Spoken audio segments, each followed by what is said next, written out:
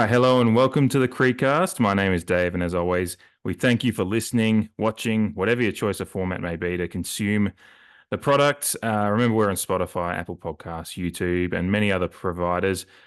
I thought I'd say as well, if you happen to have a preferred app that I'm just not aware of that it doesn't pop up on, we thank you for adjusting and listening to it on another one. But let me know because I know there's a lot that pop up always on my host website that I have to submit the feed to.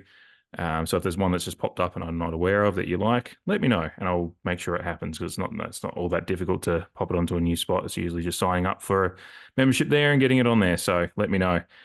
Anyway, we're here after a nice breathing, a nice like a little bit of woosah from Bad Boys 2, break from footy, bought footy anyway over the bye week as your Port Adelaide Footy Club is back this weekend taking on the GWS Giants.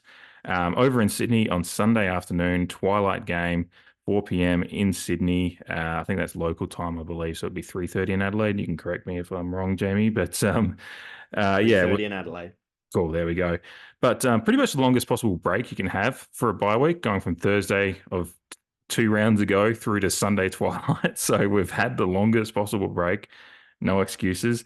I think the weather's meant to be pretty decent. I just had a look at Bomb, which I just looked at Parramatta because I think that was the closest suburb I knew of that I could think of, which would be close enough for the usage. But yes, meant to be 17 and sunny, mostly sunny on the day. So not really any excuses. I know it's Sydney in winter, but should be pretty reasonable weather for the time of year for a game of footy.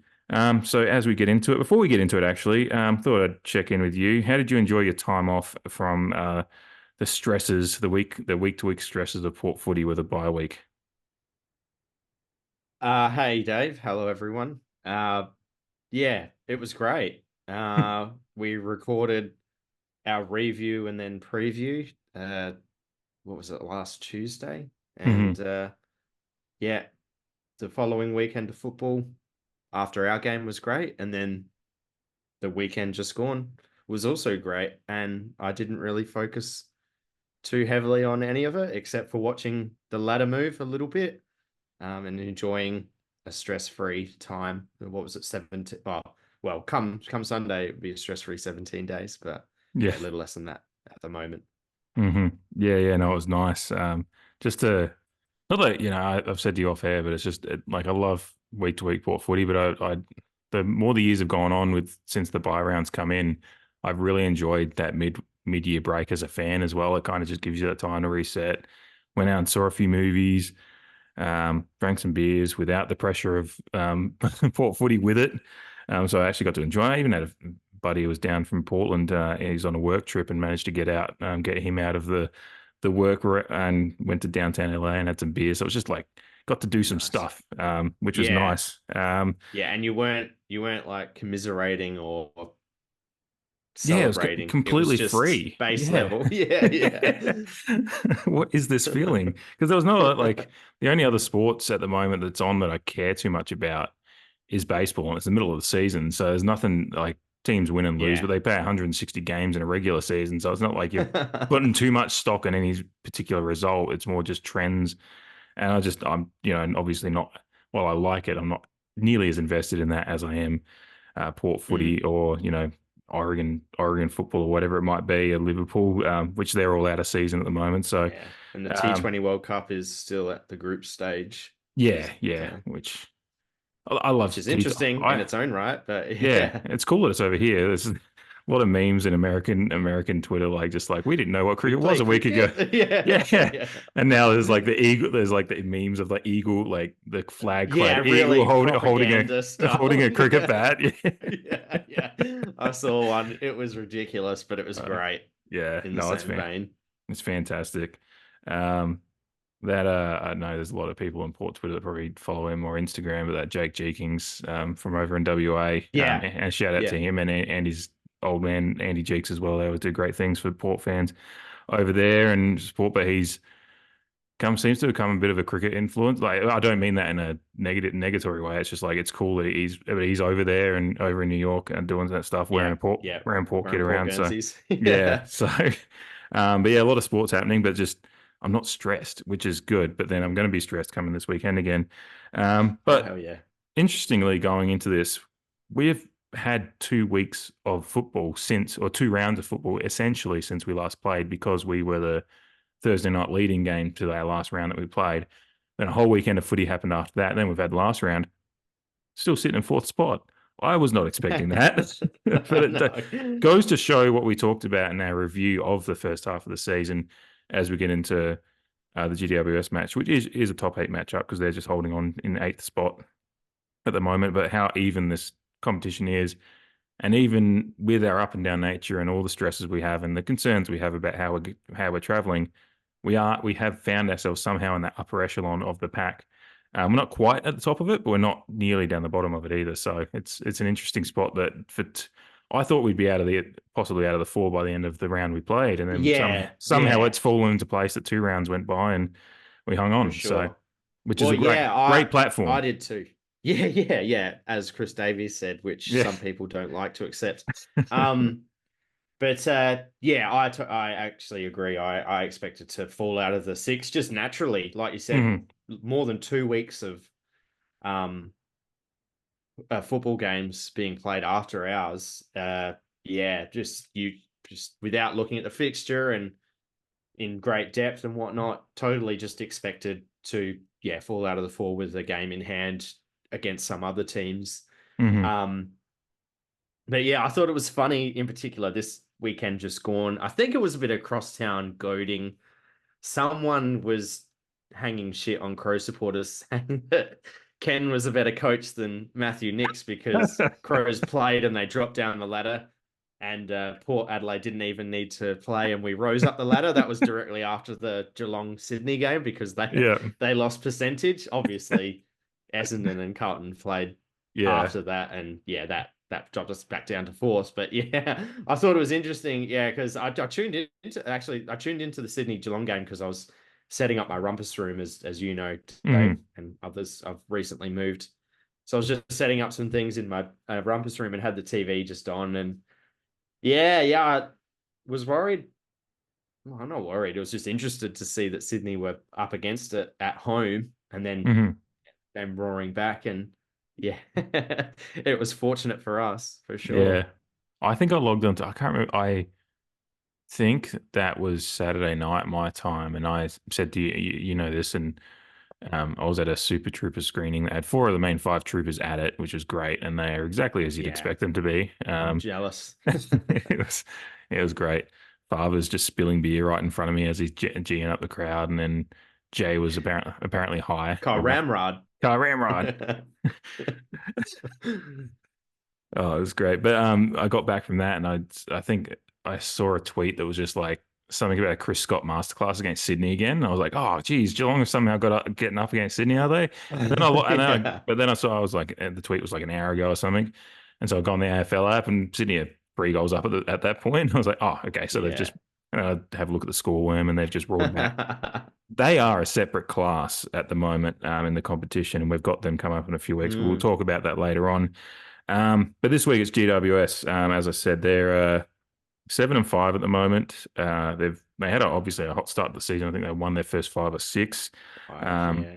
but they've really dropped off the boil, and a few injuries have contributed to that. And we'll talk about that when we get into talking about the Lions and everything in a bit. But you had the last 2 results we've got against them, which kind of I think set this up nicely as well, because it is an Mm. intriguing back end of last year between the 2 sides, and then going Yeah, it's into a this good one. story, and even comparing GWS's season last year to kind of where we sit this year, and a little Mm-hmm. bit for where they sit this year as well. Mm-hmm. But yeah, we obviously played them in that fateful semi-final, which knocked us out in straight sets, as again a certain portion of the fan base like to dwell on. But Mm-hmm. yeah, Port Adelaide 9-16, 70, and GWS with the 13-15, 93. So for all our criticisms of, I think it was our last quarter, we kicked 1 goal 9. They should have been up by 10 goals by that point anyway. Yeah.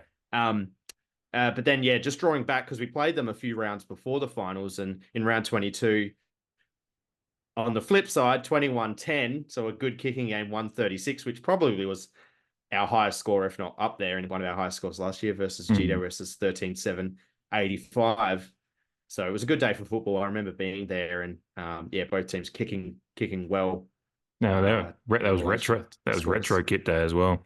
It was, yeah, Mm. yeah, the tri-bolt Yeah. Guernsey and Finlayson even given the Guernsey a bit of a tug, which was Yeah. interesting on the Yes. day. I think he Yeah. actually had a good day. Um, I believe he but yeah, did. so Mm. so yeah, like you said, it sets up an interesting story.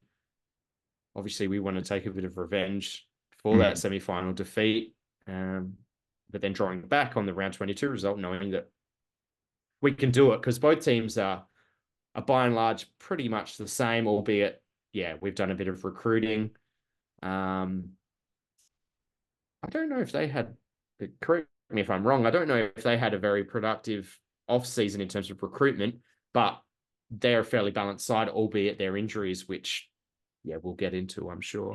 I think probably the one big one for them coming in this year is like Lee Kalia coming on, but because he's been in the system a couple of years, hasn't he? Or is he like I Yeah, actually yeah. yeah. So he's just can't come in and really found a spot there, and this year it seems. But yeah, we can start on talking about our back line versus their forward line, really, which is a spot that we have got significant change to what they came up against last year.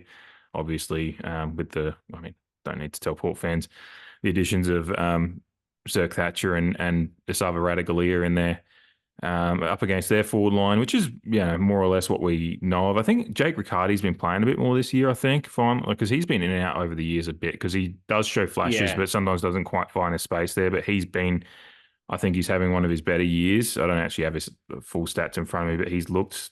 I've watched a couple of games and he's been involved.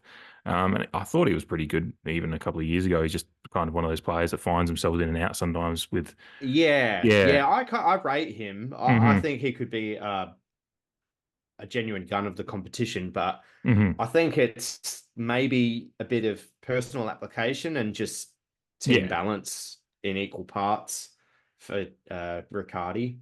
Hmm. But yeah, is it cool? Cadman is their was their high profile recruit who's a forward, Aaron Hmm. Cadman, I think Yeah. his name is.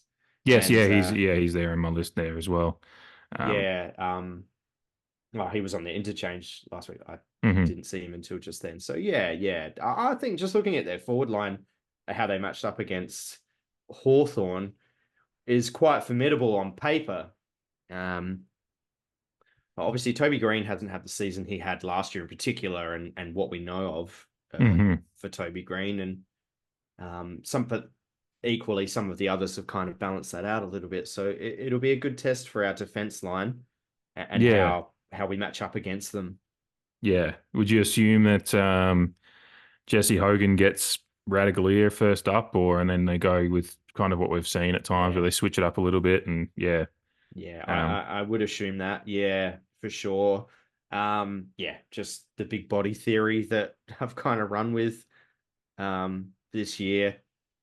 Uh, and again, just going off the back of some of our reviews, particularly last week and then the months before that, Radical has had a good month mm, of, or last 4 games of football in yeah, particular, in both of our opinions. So I have no reason to believe that he wouldn't go to him. mm, I kind of had in my notes that I was looking for Zerk Thatcher to go to Toby Green, but they're forward, like Callum Brown is a medium forward, so they're a bit tall like ours. So it'll be interesting to see how we do match up because obviously we'll want Aaliyah to be somewhat loose, but if they're going yeah, Riccardi, Hogan, and either Callum Brown or Cadman on the field all at the one time, then it actually might provide a decent challenge for our tallbacks. mm, And they might, yeah.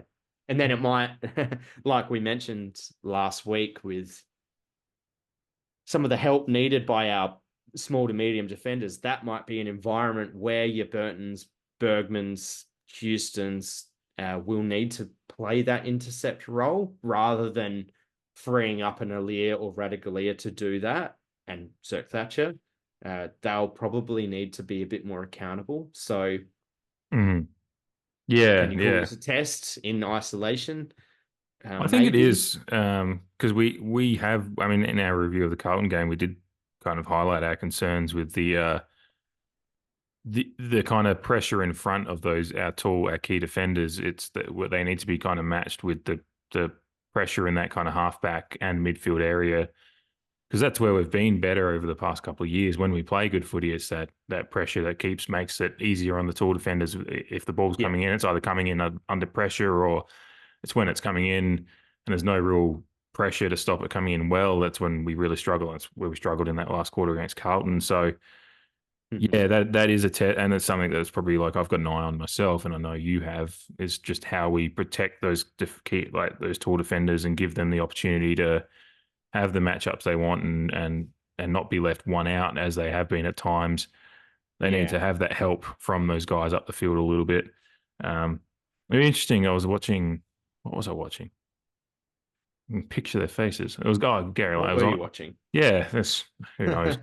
On the Could have. couch? Yeah, it was on the couch. And they were talking about like the tag being back in vogue, and they brought up just the traditional midfield tag. They started talking about um, Tom Stewart was getting a bit of pressure from Sydney, and they were Mm. playing a similar. And I think Jonathan Brown actually His did his season has just gone to just. shit, hasn't it? Like, He's going to be on a just couch. to He's going to be just on to a couch. digress. He's just on a But yeah, couch in Jed 5 years. McEntee has handedly ruined Tom Stewart's season. Well, that's what they talked about. They were like, this guy's like a five-time straight All Australian almost, and he's had no problems over his entire career. And Jonathan Brown actually brought it up. He brought up Jed McEntee's name. I think it was Brownie. Brought it up that Jed McEntee kind of started it, and since then they've been, um, just kind of struggling to shake that off him, and he's being embodied and pressured, and I Is wonder that the if, blueprint? Is that the yeah. template? But then that makes me worry that if we, and teams have kind of tried that. Teams have tried to take it away from Ilya and stop his intercept, game and all Yeah, that I think stuff. Houston would be the other person that Yeah. opposition would probably, like, if we're equating a Tom Stewart to our team, it would Mm. probably be, yeah, Houston, Yeah, in Houston my as well. opinion. Um, And I think Carlton did that a bit last week as well. They actually yes, stopped Carlton stopped Houston's running lanes a little bit because he didn't. He yeah, only had. I think he only had three. I think they brought this up on the couch as well. That's three why the score stats. involvements. Yes, yeah, we watched the same show, Yeah, didn't we? Um, yeah, because they had one on either side watching for Farrell and Houston, Oh, which, on that run, yeah. I was even talking about his yeah, run out of the defensive side as well. But yeah, yeah, that yeah, yeah, those runs forward, because I think they used that. I think it was Travis Boak who ended up hitting up Todd Marshall maybe or something. But yeah, they stopped the run of the guys coming in around the back for those long range bomb goals as well. But yeah, yeah, no, it'd be interesting. I'm really intrigued on the kind of just how, because I'm more confident in our defense than I am when we'll get to the forward line our forward line in a moment. Um, Not that I'm unconfident there. It's just there's a lot of moving parts there at the moment. yeah, Um, sure. but yeah, I don't have much problem with our key defenders. It's just what happens around them for me. Yeah, I think that's a fair call. Yeah. Do you have anything else there, or do you want to move on to the forward line? Well, I mean, I brought up in our kind of mid-season review, I kind Mhm. of brought up a few points on how we can kind of remedy some of the deficiencies that we're facing out of the first half of the season. And like I said in the review show, it was a bit of cheating because it was David Keane, it was Kane Corn's opinion that I was kind of going off the back of, which I agreed with. Mhm. And yeah, it is a bit of, well, do we put Bergman back? Because as our usual listeners and viewers know, we're recording this on a Tuesday, so nowhere near teams being announced. So we don't really know like how the 23 will be made up. So obviously, Lockie Jones came back in, didn't set the world on fire. Mhm. I don't expect him to be dropped. Yeah, question marks on whether Bergman should just go back, where he offers a net positive to our overall game, and where that leaves Burton. It's just maybe a bit of a question mark rather than a statement. But like we were talking about, the three tools seemingly on paper will have their hands full. So we need our medium defenders to kind of lift and offer that net positive. And I think we were at the point where Burton is not Mhm. offering that. In the defensive aspect of the game. We know what he can do offensively, and again, that's why I thought it would be a good idea to push him up onto a wing. So it's a bit, yeah. I mean, I guess I'll finish it with saying it's a big game for Lockie Jones and maybe Bergman if he is pushed back, because they're the guys that are going to have to assist. And I hope that Jones, if he is playing, and I guess it would be harsh to drop him after one game coming back from injury. Mm-hmm. It's a big game for him. I hope he can get back to that form he was showing in the showdown, to kind of get in good positions and chop out for our tool defenders. So a bit of a question mark on how we kind of structure up with our mediums, because I highly doubt that Houston and Farrell are going to be asked to be hyper accountable. Mm-hmm. We'll want to try and leave them as free as possible, although GWS's small forwards are quite damaging in their own right. Yeah. Yeah. No, there's a lot of moving parts and yeah, another week where we often talk about the creative, let's say creative magneting. So I'm just making up a new term there, but yeah, We have it's but license. yeah, but you did bring it. Yeah, you brought that up well in the mid-season review. Just what, and it's kind of something that we've been both a little bit up and down on this year is what, because we know what Bergman can provide, but it's just the game's not quite coming to him as much as we'd like. Though his game against Mm. Carlton actually statistically was still okay, Yeah. and to be fair, he almost, I forgot about it in the review, but when I was watching some stuff back as I was clipping some of the highlights that we do for our little packages, there was, I think I think it was the Jackson Mead, the kick to himself that I Right. Yeah. accidentally That we found. both forgot about. Yeah, Yeah. Yeah. I think that ends up in a Bergman running shot on goal or something. So, well, there's a Bergman running shot on goal for Summit from something like that. So, but yeah, Oh, I remember one in particular now that you've said that. yeah, It was his goal for all money.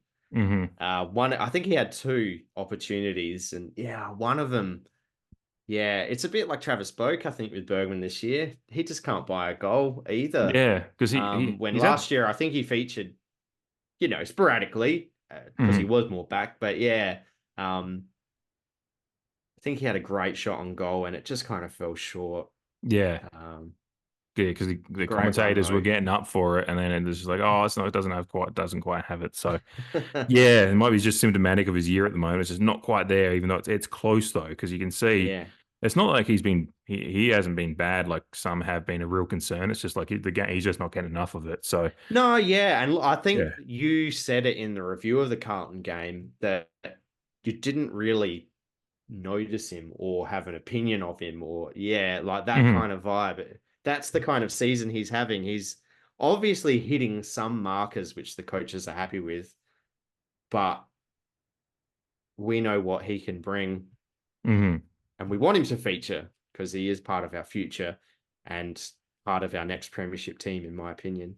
yeah, absolutely, yeah, yeah. No, we all have full confidence in him. All right, the forward line for us, I think, is it's an interesting one this week. I think from after the Kangaroos match, which is when Willie Rioli got injured, it seemed like it was going Yes. to be a 1 to 2 weeker, which, talking about a Carlton and the bye, and we thought, oh no, he'll be back after the bye, fine.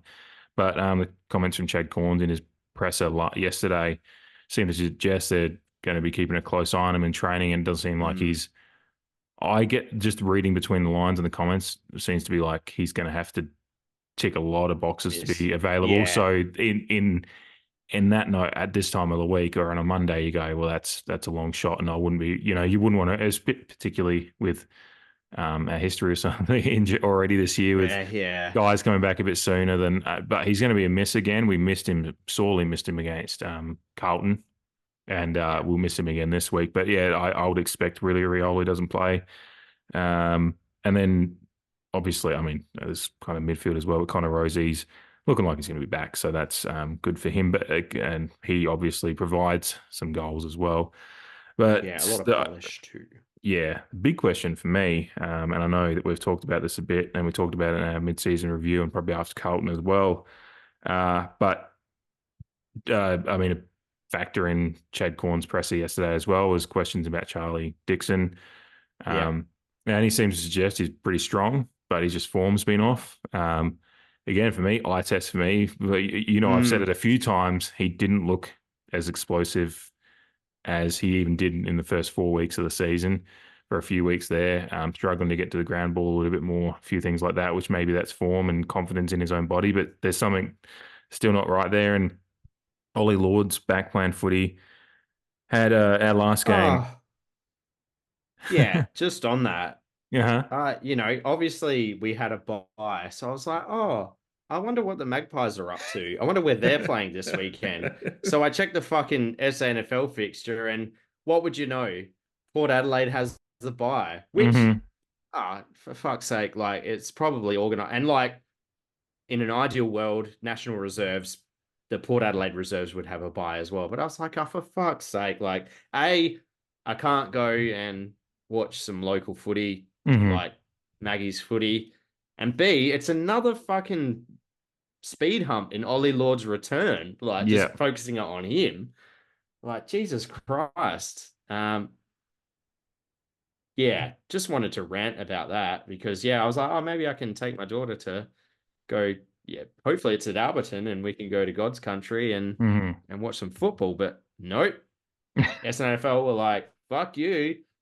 Yeah, which You want to go out of our competition? We're going to make it as hard as possible for you next fucking power forward to return to AFL football. yeah, which they've been making life tough for years anyway. But yeah, I had the same thing. I went back to find his last stats, and so I go on the Sandford website and I look at the last round. I'm like, oh, the Magpies aren't even there. I'm like, oh, for fuck's sake. So then I go back to the last game, which yeah, it wasn't a great game against Sturt. We got beaten pretty handily. Actually won the second half, but didn't kick a goal in the first half. So that doesn't kind of says the story. But Ollie Lord, he had 2 goals in the game, 12 disposals, 5 marks. You say, look at that and go, well, it's not setting the world on fire. But when you consider how bad our footy in Yep. total at the Sanford level is going, we had 29 inside 50s on the day to 49 for Sturt. So clearly the ball was spending a lot of time in one particular area of the field, and it was not Ollie Lord's. But he apparently was moving well and he got 12 disposals and 5 marks on the day. And um, as a forward in a game that's you're only getting 29 entries into your forward zone, then and Oh, Jesus. he's kicking 2 of the 4 goals we kick on the day. I think Anastasopoulos and I probably butchered that again, and I can't remember even who kicked the other one.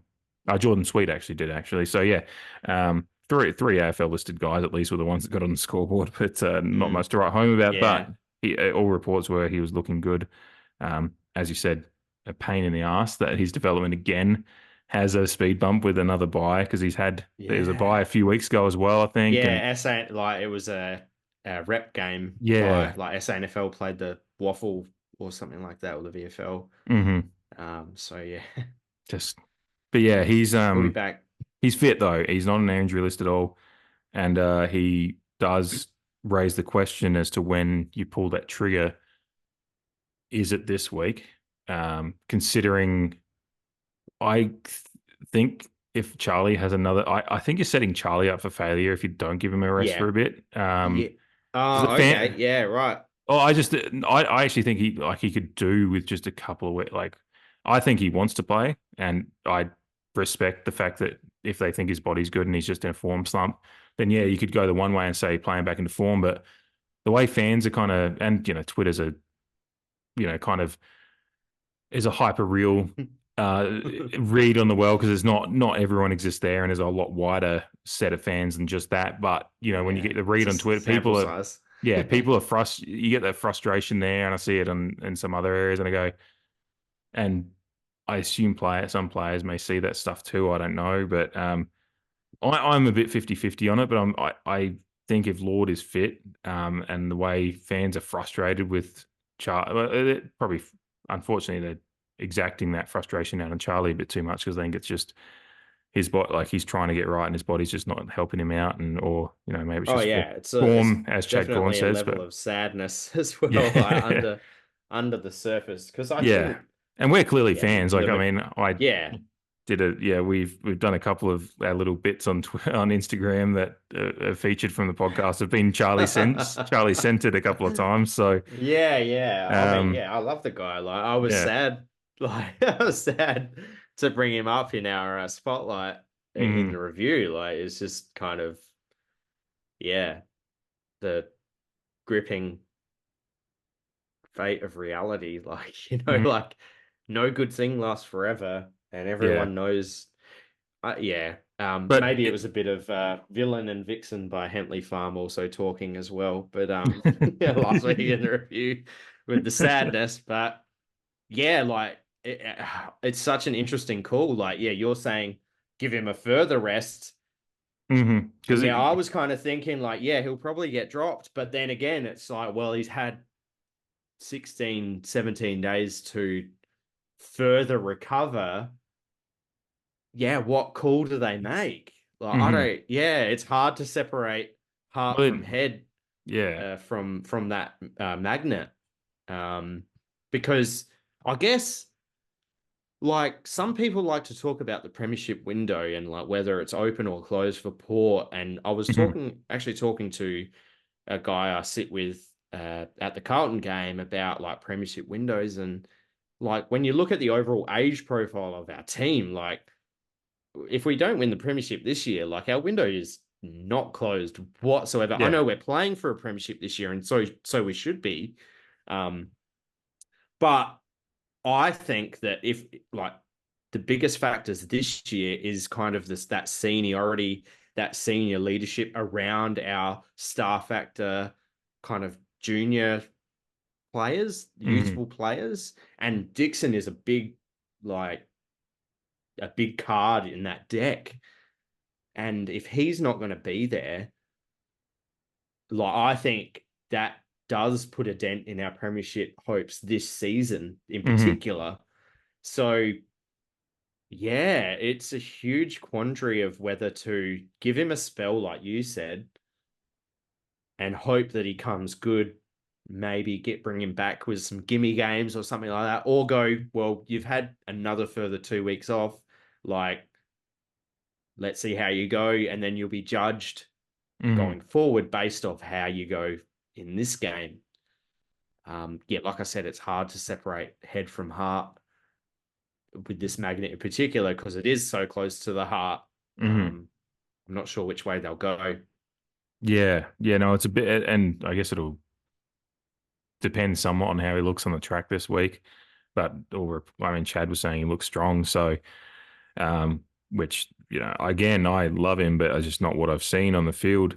The other thing is when you look at if we look at across the other side of the park and go, you look at the GWS defense, and they've probably fallen away a little bit from what they were doing at the start of the year. Just Sam Taylor's come back from injury. I think they're missing someone else. They're missing down there at the moment. I think is it Jack Buckley I'm thinking Uh, of?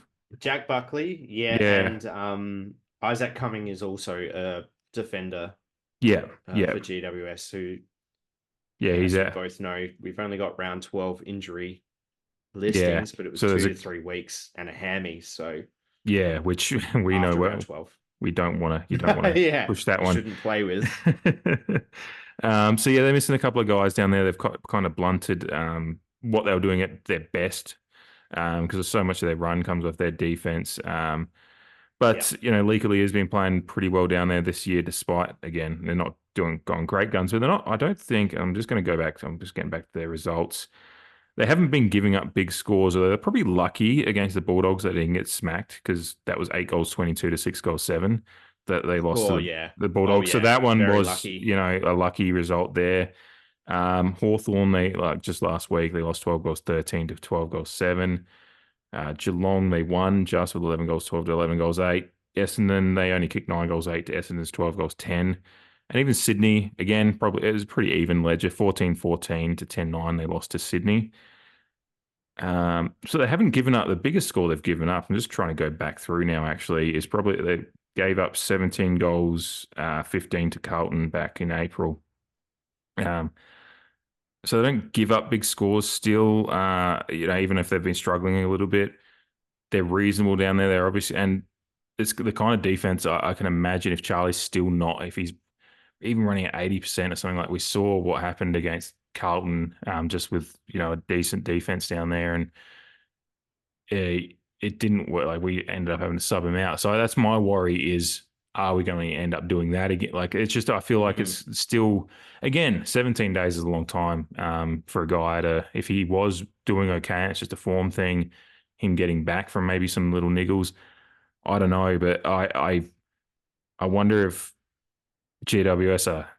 I mean, I don't know if anyone team hopes to face Charlie Dixon, but if they're hoping that he is struggling with something and we're just trying to manage him through games, Mm, they'd be a lot yeah. happier with that than they would be. Ollie Lord's not an unknown quantity. A lot of teams around the competition are on notice for him and Not how, now. yeah, on Yeah. how he played. Like, he had the 4 goals against Brisbane in that qualifying final last year and had some good games last year, some finishing aside, but He's that's, impactful, yeah. And he Lord. throws, and Yeah. even though he's a bit smaller framed, he is still a big body and a tool, and he's a Well, uniquely. he offers a thought for the opposition in terms of ruck as well, Yeah, being on the field. yeah. Which in particular, I did note they were talking about it on one of the shows. It might have been on the couch again. Jesus Christ. Um, well, they're talking about what Hawthorn did because Kieran Briggs absolutely smacked Hawthorn last week in the ruck. Yeah, well, Hawthorn went in with no ruckman, basically. There was Yeah. Connor Nash and So I think Ned Reeves went out halfway. Weddle, Yeah. Because Ned Reeves went out halfway through the game as well, and he had 17 hit outs. something And like then that. Weddle and Nash had 6 between them. So they had 23 for the Yeah, day. they played the kind of drawing back to Port. They played the Finlayson kind of extra midfielder type Yeah. role, hmm whereas they competed as far as they could go, but they were really just another man on the ground. Yeah. But Nash it and Weddle, worked. that They is. they Yeah, bodied. And I because watched the same vision. yeah, Yeah. they lost. I actually went into the stats afterwards to have a look at the hit out numbers and stuff like that. And they lost the hit outs 47 to 23, but they only lost the clearances 40 to 34. So they made up for it with hmm that extra, extra body in there, a bit more of an athlete in there, and kind of found a way to do that. So yeah, sorry, that's getting a bit ahead of ourselves. You just mentioned ruck with Ollie Lord, Yeah, I and know. but Yeah. yeah, obviously, Soldo is going to be a bit. Obviously, we're going to be a bit better in the ruck in that department. I assume Finlayson will play, but he did come on as a sub last week, so yeah, that's another wrinkle too. Yeah. Is Yeah. like Exactly. what Yeah. we do in the forward line mix is gonna, and whether we go with Charlie, then we probably do go with Finlayson as sub Do you again, keep don't? Finlayson? Yeah, Because just for the I run. think you have to have Finlayson as a sub Yeah. in that Well, while he was situation. suspended, yeah, it was, the Ollie Wines theory hmm as ruck, that is. But Yeah, yeah, it's all the forward line because Powell Pepper used holds to all the keys and occasionally the pinch hit the dominoes ruck fall.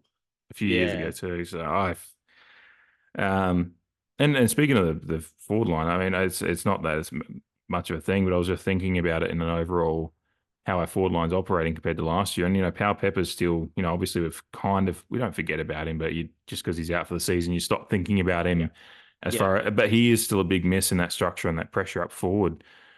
That we've missed at times. When we were operating our best last year, you had Pal Pepper and you had Willie Rioli, and then you had Jed McEntee doing what he was doing, Mm, and then obviously the tools operating the way they were as well, and Charlie a little bit better at times last year. So yeah, I'm yeah. really intrigued as to how we do that, as well as obviously I'm looking across the other side of the park as I mentioned and seeing while they're not operating probably at their best, they're still when you look at the names on the paper, they're still a very very good defense. Oh, Sam Taylor, like if Oh, if there's one when defender coming in off the the back of coming off the back of last season, like if there's anyone that I could have asked for, if they're, just go, who do you want out of the competition? He's probably up yeah, there in my fit list of people to kind of fits the recruit. age profile and what you want. And he's just one of the best defenders in the league. Like, Yeah, uh, but he's a GWS Academy product and he signed a yeah, long-term deal with them. So yeah, yeah, and good on him. we recruited defenders, which Yeah, I have good hopes for. But like if so Sam Taylor usually gets the matchup with Charlie Dixon, and Dixon being a behemoth and Taylor being a bit younger in age, has always had the measure on him because he either bodies him out or he uses both his uh, physical fortitude and explosiveness to draw away from Taylor, and hmm more often than not, from what I remember, wins that matchup. But I think in this regard, if we do play Dixon, I think Taylor would be licking his lips a bit more in going like, you're having a pretty average year. You've got injury clouds over you. Like it could probably G Taylor up. Whereas, yeah, if we don't play Dixon, then he might have to apply himself a bit better. And we leave ourselves the opportunity to maybe draw him out of defense. Mhm. Um, which Just is what I would do. Like because they're like we mentioned, their defense is probably the bigger. On top of that, they're missing some key midfielders, Canelio mhm. and Kelly, but their defense, like we said, is missing Buckley, Cummings, and the like. So yeah, he needs to kind of apply himself a bit more, Taylor. And even if Dixon doesn't play and he's matched up on a Marshall or a Lord for that fact, like I would want to be drawing him out so we're exposing some of their lesser lights. And Nick Haynes played last week against Hawthorn on the weekend, sorry. And I think he's either been out or they're sub for a lot of this year. And, you know, when you're looking at that, like you said, Leclerc, he's had some good moments, but he's still fresh in his journey. Mhm. And it would place more accountability on Himmelberg and Iden, who's dropped off a little bit in comparison to the start of his year. We want to expose some of those players to some pressure going forward. And I think, yeah, drawing Sam Taylor out would be a key to that.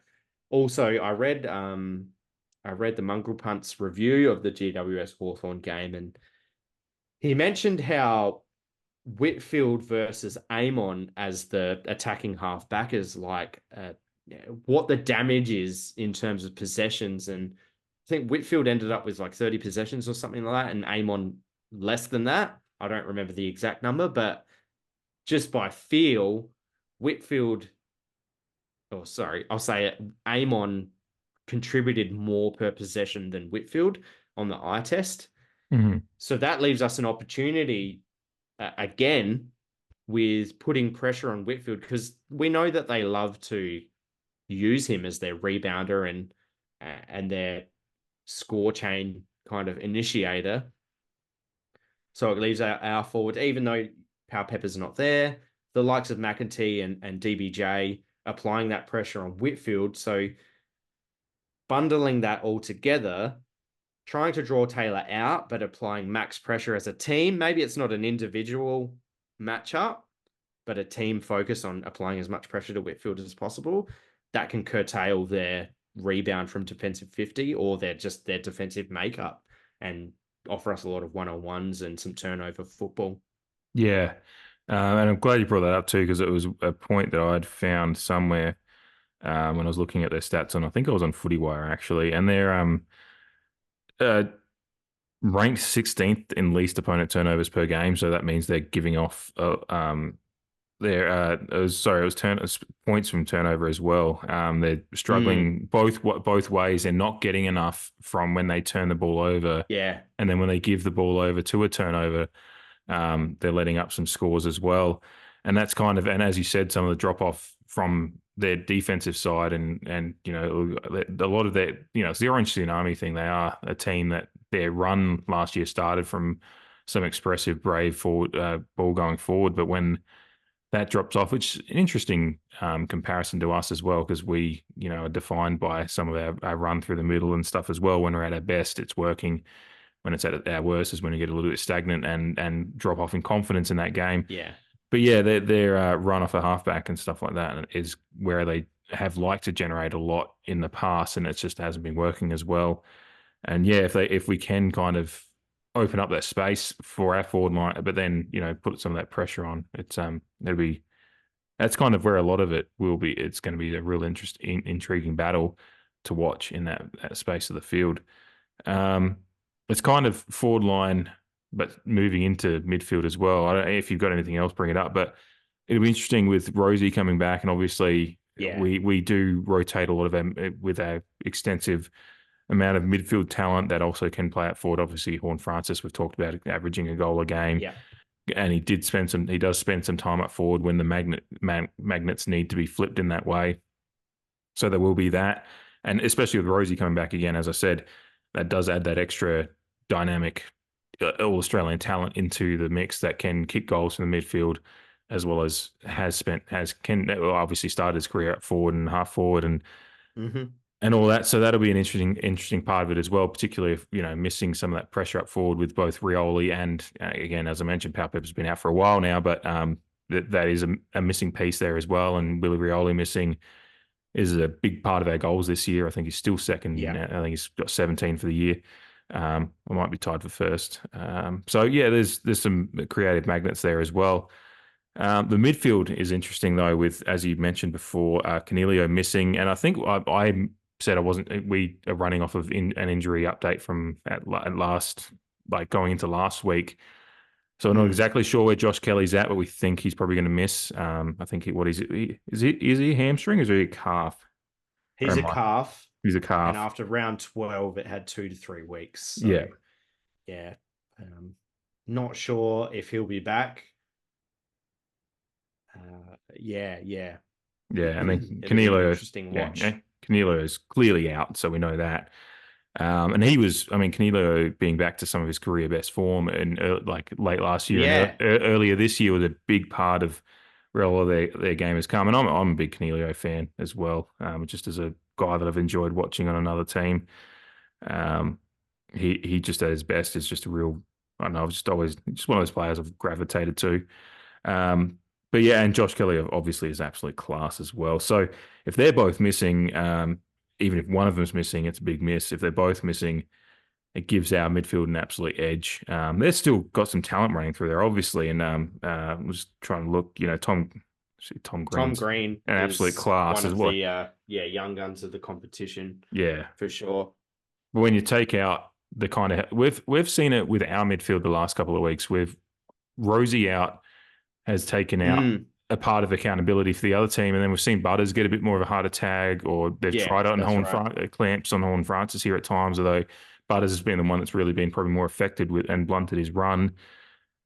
If we can bring Rosie back into that mix, obviously we know that Rosie and Butters at their best like to really link up with each other, and that's where some of those corridor chains really get going is when they're running through that midfield. Yeah, they love to look for each other, don't they? Yeah, yeah. Which probably I don't want that to change. Just figure it out when the other one's not on the field. But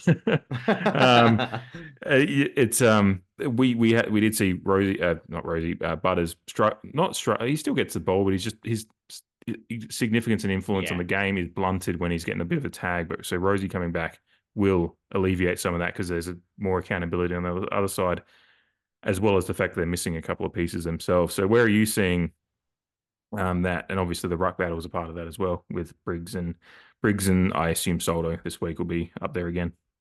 Yeah, I would assume Soldo too. Or there's a heavy reliance on Tom Green and probably Callan Ward from a Mm-hmm. stopper contested senior type point of view. Obviously, Callan Ward's getting to the end of his career, but not to be taken lightly. I don't think I rate him, Yeah. and I've rated his career as a whole. But you've also got Finn Callahan there, who has lifted in the absence of some of the players that they're missing. So interesting makeup because it is a more junior midfield on their side, obviously, and our midfield is quite junior in the grand scheme of things, although blue chip talent, Mm-hmm. as we all know. So it does set up an interesting battle. Uh, I'm not sure if they'll do a job. I can't remember. It might be. I'm just thinking that Lockie Ash generally does a job for them, but I might be confusing him with a different player.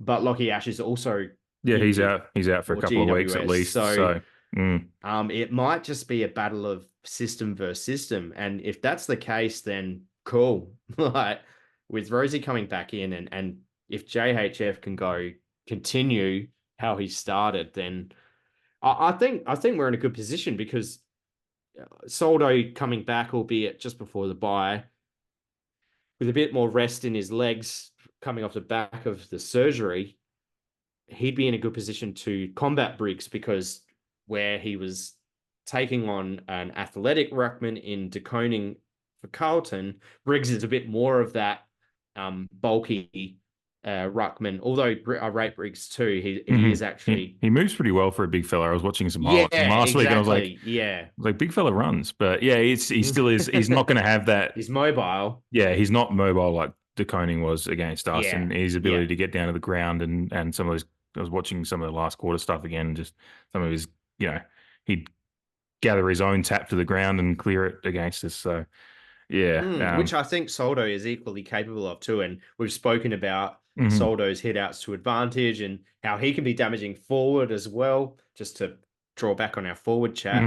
Yeah. Um, uh, yeah, so I'm very keen to see how that matchup plays out. And then I just checked before, it looked like Riccardi was chopping out when Briggs was taking a spell. So Yeah, he'd get 7 or 8 yeah, hitouts, I reckon. I think I saw he's yeah, the only if other one that took any got any hitouts in their stat sheet at least. So yeah, that's yeah. basically what I Yeah. bank it off of. So yeah, it'll be interesting again with our forward mix who chops out or whether they just go, Riccardi's he's not a gigantically tall forward.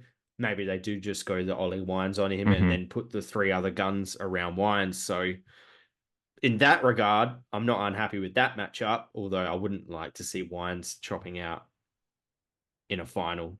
hmm Um, Yeah. um, so yeah. The center line, I guess it's not really matchups, but again, it's a comment that I made in our mid-season review show that like I think it's time that we kind of draw back our forward press just a little bit, hmm and that kind of although it starts from the forward line, I don't think the forwards really move that much in terms of position. Whereas the midfield are and halfbacks are the ones that kind of are pushing up, and it's inevitably leaving our key backs exposed. So maybe, and it may be in based on the match situation. Like if we're, yeah, if for whatever reason we're that far in front and the heavy forward press is working, then I wouldn't change it. But just as a base level kind of setup, we do know that our press is aggressive, but in turn, it's affecting our defense. So maybe just looking after them a little bit more and just seeing how that looks, because we need to look after them going hmm forward to the finals. If we're to play finals and feature prominently in finals, we need to look after them a bit better. And it may not, it may not be a huge shift because we are, like I said, one of the pioneers of that forward half press. We just might need to just bring it back a little bit. And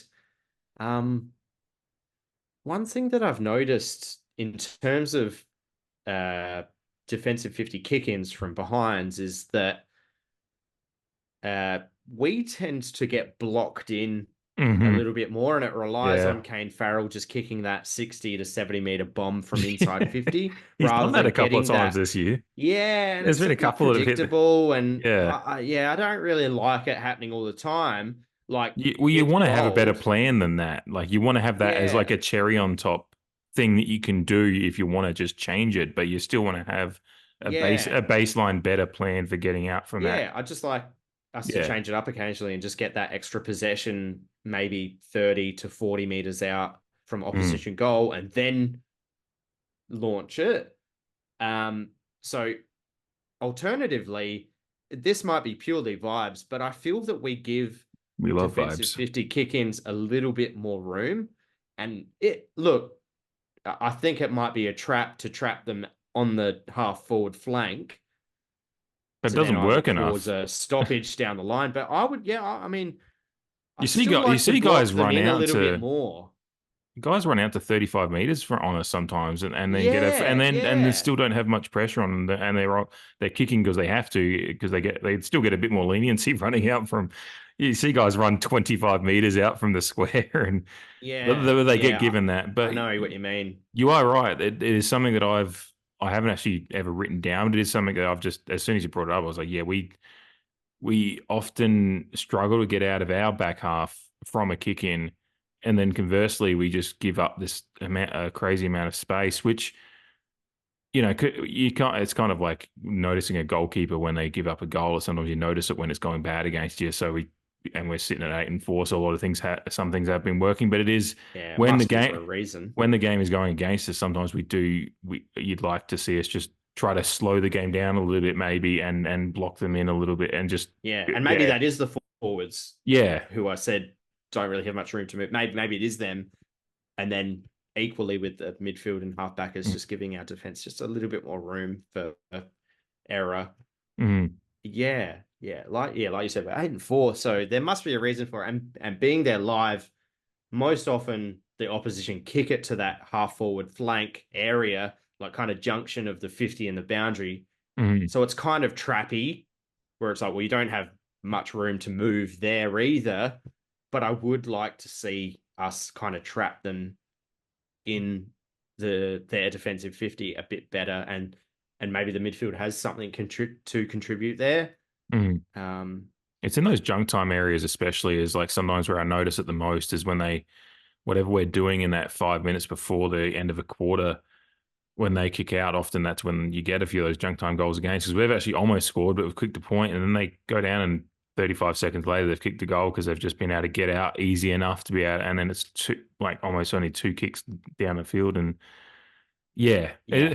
that's probably another thing that's going to be interesting in this game is now that we've had a 17-day break, this is the time that coaches and teams can and lines after a mental break for the players of their 4 and 5 days off, which they absolutely deserve.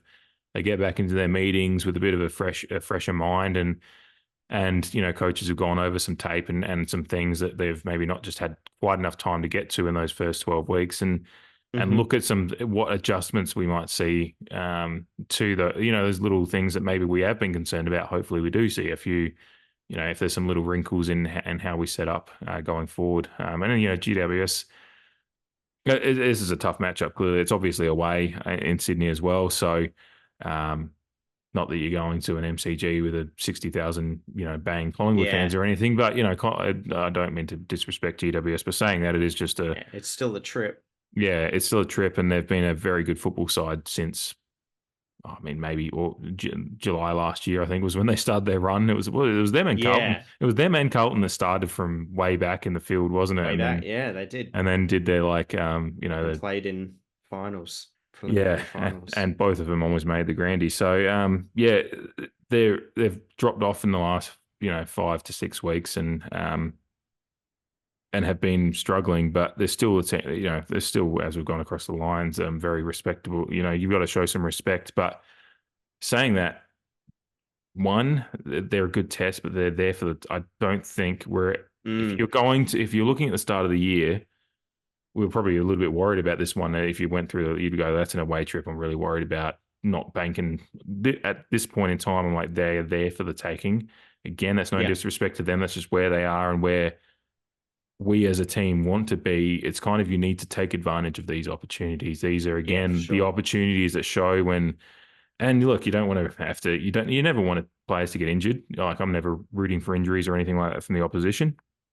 But because it's presented itself that Stephen Canelio is out, um, Josh Kelly likely out, you've got to take advantage of getting a little break there. That guys Yeah, that you don't have I to worry agree. about their influence, and then across the lines, they've got just a couple of injuries here and there, back line, forward line, whatever. So that's it's there, and we do have ours as well. Obviously, some big misses. Willie Real was a big miss. Sam Pauper was a big miss in our forward line. So we are missing players as well. So then maybe they go, but with Rosie coming back, with just the midfield stars we have and the ability to rotate them through to take some of those forward line positions at times, it's just Hmm. I look at this as an opportunity to get a win that is a little bit more there for the taking than I would have even, Yeah. 4 or 5 weeks ago. You're still looking at this one going, geez, this team's good, but they have dropped off. They are going to be looking for it. They need to. They're sitting in eighth now when they were just at for the first 7 or 8 weeks of the season. They're sitting there thinking, oh, we're a top 14. So they need to. They need this win. I mean, if you're looking at it objectively, we need this win as much as any, because we're Port fan. We need this win, but geez, GWS will be looking at this going, we need to win this. Yeah. Otherwise, they're 7-6 after this round and probably Oh, dropping out they'll and drop. feel aggrieved for how the game was lost against Hawthorn too. So, Yes, yeah. yeah, whether that emotion I haven't consumes seen them that or actually. I've fuels seen the them. headlines, but I haven't actually seen what happened. But Oh, look, yeah, look, um, was it Ginnivan and Newcomb definitely were fortunate, and played for free kicks. The ultimate Ginnivan, one, no. which, yeah, yeah. Well, and umpires have kind of just been like, shut the fuck up, Ginnivan. Like, we're not giving you a free. But then, yeah, for whatever reason, I think I tipped Hawthorn too because it was in Tasmania. Just on a side note, So I was I happy in the end for I that was matter. I was 2 of 8 this weekend. I did fucking shocking after having a pretty good week. I've seen a couple of zeros. Yeah. But yeah, the Tom Green bump on Sicily after he disposed of it was very split second. Mm. And you as a supporter, you would feel very harshly done by it, but Yeah, no, I for the can letter of the imagine. law, perhaps it was there, and yeah, it went downfield for Hawthorn to seal it. But yeah, like I said, whether that either fuels GWS to win or consumes them, we'll find out on Sunday. But Mm. if I could just go back to some stats and kind Oh, of more midfield absolutely. related, so just looking at stoppages for the season, like hitouts, we're leading 39-33 in there Mm. regard. Clearances 38 on our way to 36 overall, that is. And then it comes down to contested possessions, and we're averaging 129 for the season, whereas they're averaging 137. So as we generally know, we win contested possession, we generally win the game. So going by averages, that's something that we'd want to bring as our sole focus. And that, again, that's a real nuffy statement and it's kind of obvious. But it seems like that's probably one way that they could get the wood over us. And, Hmm. you mentioned turnovers to scores before. They're averaging 69 turnovers and we're averaging 62. So Yeah. if we can take advantage of that on top of contested possession where we've got all of our guns back in the midfield, um, then that would set us on our path to a victory and those 4 points that we desperately need to keep us in the top four and work against that fake top four moniker that's been put on us. Yeah. And as we kicked off this preview, we're talking about the opportunity that's been given to us by remaining in that top four despite not playing for, Mm. over 2 weeks by the time game time comes around. We might have dropped out of the top four with how results go on the weekend, though. I think a couple of teams around us have got their bye this weekend, right? So it'll be interesting to see Oh, how that that's a goes. good that's a good I think point. Geelong and Essendon are both on, or a couple of teams around us are both on their 13 games played already. So there's got to be a few teams taking a. Yeah, Carlton have played 13, Essendon have played 13, Carlton, Essendon, Geelong, and, Melbourne, and then and the Eagles and Suns have buys this week. So yeah, yeah, good yeah, opportunity to go second. hmm and yeah, Um, good up. Yeah, it's we've been given a platform that we weren't and be expecting. a fake top two team. Yeah, yeah. Oh, fake it till I mean, they say fake it till you make it. C's to Fake it get, till you make it. well, Yeah, as yeah. you brought up last week, C's get degrees. But yeah, and another stat just on the midfield as well. It's like they're ranked 14th in team to opponent clearances per game. Like, so they're not the clearance game um hasn't been great for them either at time. Like, considering the depth of talent there. I'm trying to actually find the clearance stats, but I've just got that as one of the highlights on the Footy Wise statistical rankings. It's just they're not Like for as. the season. Yeah. Sorry, that's for the season. Yeah. Um. So their Yeah. I'm trying. clearances are 36. Center 12-12 in so that would be a Mhm. good matchup. And Yeah. 24 stoppage is their average. Yeah. So it's not bad, but it's 4.5. not like, considering where they were at one point, they probably would be expecting to be maybe a little bit better. But I just think, particularly with the guys they're missing and with the guys that we've got in there, again, the big thing for us is just getting those centre bounce attendances right a little bit more often than Mm-hmm. not, Yeah. as well as the stoppage work as well. And does Um, Drew do a job? that was probably my thing. I was trying to figure out, because I think you mentioned that probably 10, 15 minutes ago when you were chatting. You were talking about maybe their guys doing it, who they get to, if they do a job. But yeah, who would you have Drew go to with the fact they're missing a couple of guys? Or would you just I go? mean, I'd go to Green. Like Yeah, well, he's the most yeah, prolific ball winner, and they're missing that yeah, yeah. So if you that can hold talent him, around because him. we saw Dacos get tagged pretty heavy on the weekend. Yes, was it yesterday? Yeah. Didn't he Yeah, get? and Did he that get kind held of to worked to under 20? Melbourne's. It was like 15 disposals or something Yeah. like that. Yes. Which, yeah, as you I don't said. know if I saw a screenshot. I don't know if that was the end of game Hmm. or if that was, three quarters or something. But he definitely got held. Unfortunately, it led to Melbourne's. It worked to Melbourne's detriment. But Hmm. we have the benefit because, yeah, um, yeah, Melbourne, that's I, another story. But yeah, I yeah, was going to say the benefit we have. Melbourne have a whole host of issues at the moment. Oh, I Uh, know. Didn't we play them at the wrong time? yeah, well, and that's I guess what I was talking about before was playing, maybe to flip the script on playing Melbourne at the wrong time because they were just looking like a premiership fancy at that point, and then they've dropped off considerably. Um, but you're gonna have those swings and roundabouts in a season, and we've got to look at this game as that opportunity to maybe get a team at the right time because GWS, if they get fitter Yeah, as they go on, um, Sam Taylor's back from his injury, but I don't think he's quite hit none of them have hit the form since the start of the season, since they've had some of those niggles and whatever. So yeah. yeah, And GWS is are favourites for this game. probably. Um, What do you have the quite. odds in front of uh, you? It's gamble responsibly, but it's Yeah. $1.56 to Giants and $2.45 to Port. So if I was putting my betting cap on, like I did in the Adelaide versus Richmond game, I would be probably taking Port at the line, Hmm. which I don't actually know what it is for those Yeah. playing at home. Yeah, I can't like if I ever go on the Sportsbet app over here, it just comes up with a big map of Australia. It says you're not here, um, so I can't get on there to actually look at the Yeah, in-depth lines and stuff like that. So, yeah. Unfortunately, I've been far too successful in my time betting, so I am limited to my betting capabilities on Sportsbet and TAB. Uh, for those in the game, it's called gubbing, which is a funny word. I do not know what that is. That's a new one to me. So Um, basically, any promotions that they offer, like, if your team's 15 points up at halftime and mhm. they lose, then you get your money back. Yeah, I don't get any of those bonus back schemes because Ah, I've been too good. gotcha. Yeah, yeah. That's so Again, for fun. those playing at home, gamble responsibly, Absolutely, yeah. but look up matched betting and work out how to use Betfair, which is a betting exchange.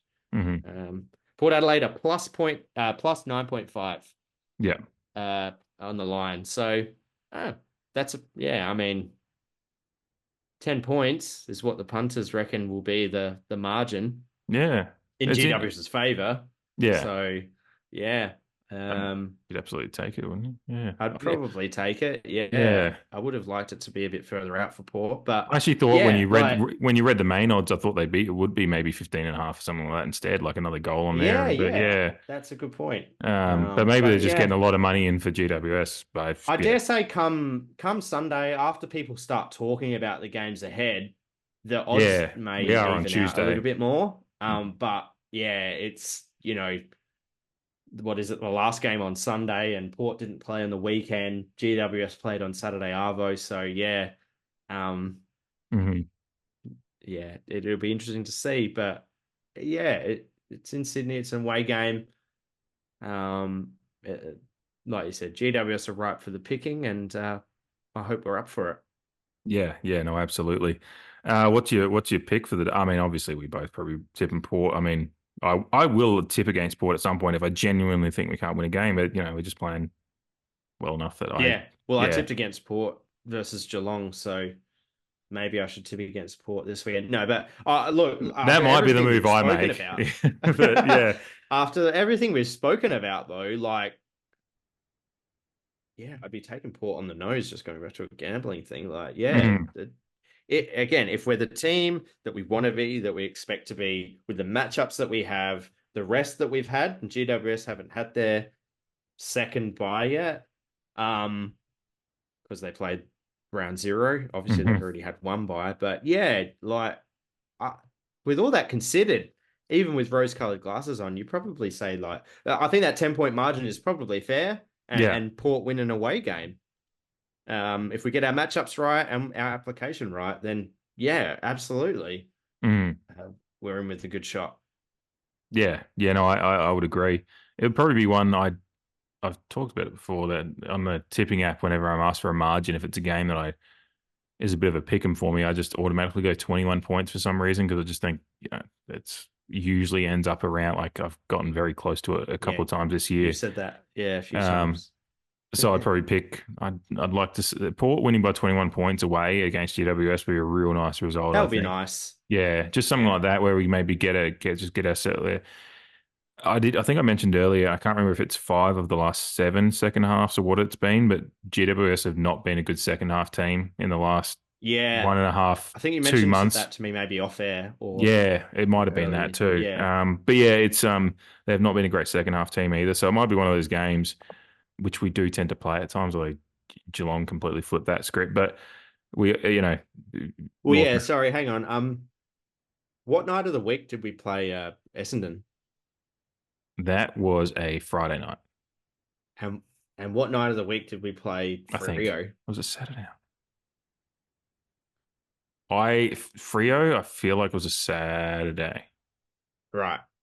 You're testing the So kind memory of here, like but I'm so trying to kind think. of like big night, could you say? I'm being facetious. I'm Yeah, being facetious. Yeah. Like, the whole yeah, big game, yeah. night game theory. Hmm. Um Yeah, there is and yeah, there.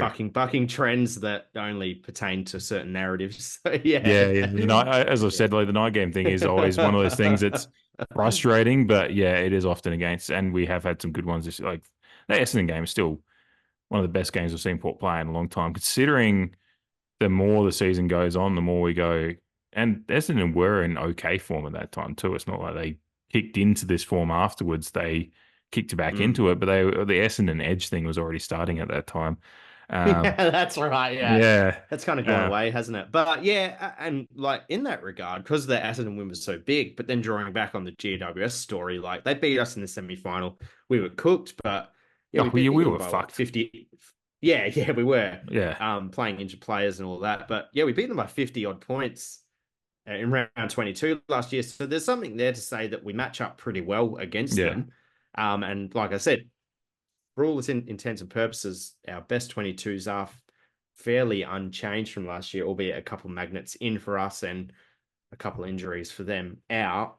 Um, yeah. I think we've had the biggest could it be ins an for Essendon sure. type game? Yeah, there's Yeah, there's scope for that too, which I would obviously really enjoy. But I'm going to assume that it's their home game.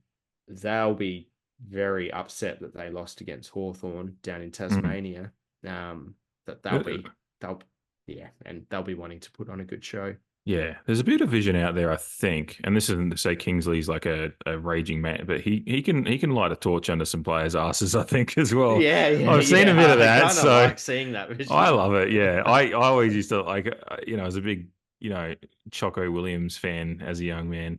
He's the reason that I've got a premiership in my memory bank. So, um, his antics in some of those quarter time circles and whatnot, just gritted teeth and just chewing someone out was just some of so yeah, I think Kingsley wouldn't they these players will know that they've let some opportunities slip, and misfortune aside with some umpiring decisions, you still, as we always say, as frustrating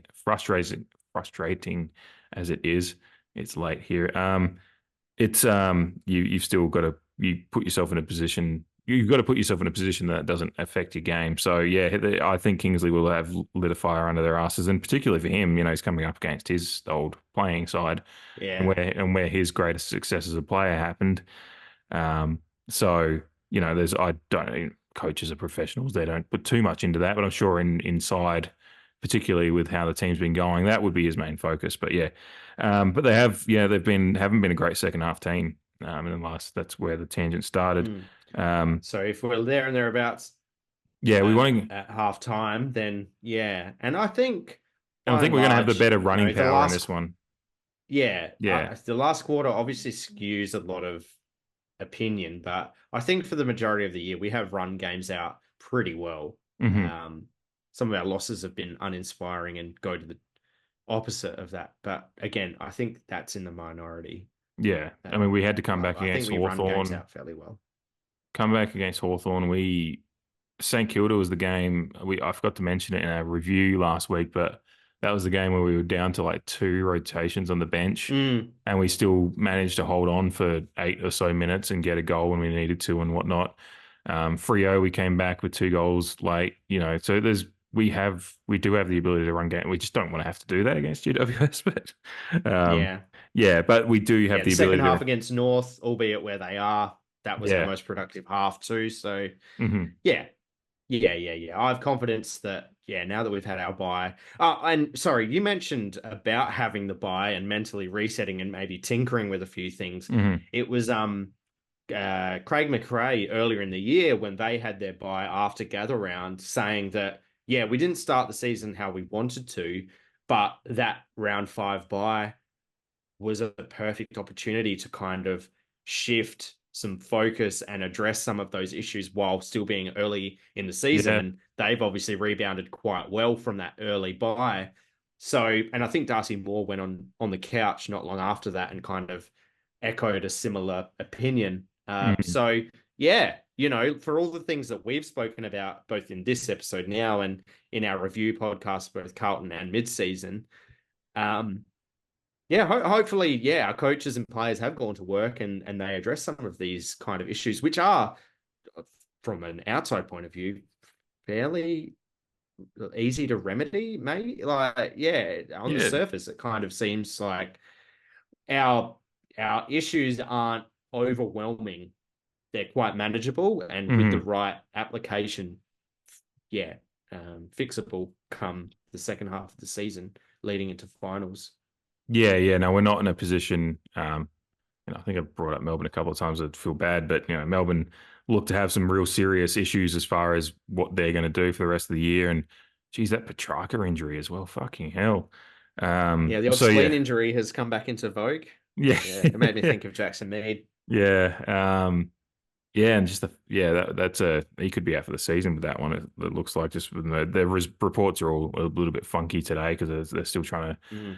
manage the fallout of that since it just happened yesterday. But yeah, so Melbourne, have but our injury. While we do have season-ending injury again to Pal Pepper has been brought up a couple of times today. That is a significant one. That's why I want to keep bringing it up because he has been a big part of that structure. So, Yeah. but beyond that, our premiership year we had Matthew Primus go down and Josh Franco go down. Who Franco was top Every three, and success story has a yeah, flip side where yeah, there's some unfortunate, yeah, yeah. You got all things Australians missing. and top three Brownlow winners out of that side, and we still went on and dominated and won a premiership. So yeah, we are at that point where we're still fit enough that we can manage as long as we get the magnets right and figure out some of those application issues and whatnot. So yeah, it's a big opportunity this week against the Giants, and I was excited for the Carlton one and for 3/4. To be fair, that was there until Good we just game. fell away. So, but I'm